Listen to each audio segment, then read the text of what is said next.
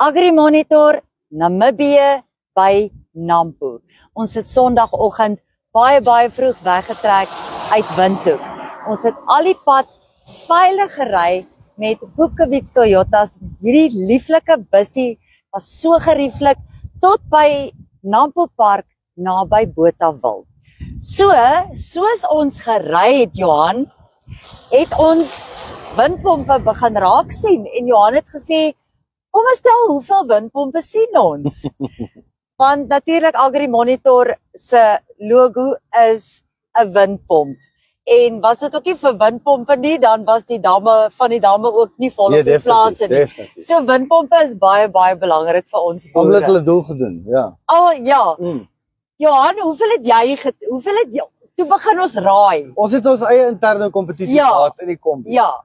En ek dink op 4de plek was dit die geldhuis van Synergy op 56. Yes. Toen op 3de plek was dit Carly Abrantes met 62. Carly Abrantes van Enjoy Travel. Yes. Jy was op 2de plek? Nee, ek was 2de plek AgriMonitor met 69. Ek was die wenner met 89 van Synergy Marketing.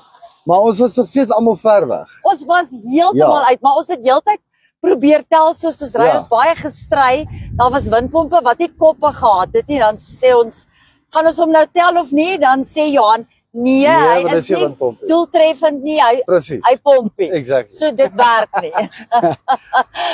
Ja. Ons was heeltemal uit. Daar was baie meer windpompe as wat ons verwag het. Yes. So die totaal was, Johan. Die totale wenner op die einde van die dag was Etienne Groenewald, al die pad van Windhoek, met presies op die kop 126. So Etienne, baie geluk aan jou, jy wen 'n gratis lidmaatskap van Enjoy Travel vir 'n tydperk van 5 jaar en met 'n komplementêre Explorer koopbewys ter waarde van $1000. So Etienne, baie geluk aan jou.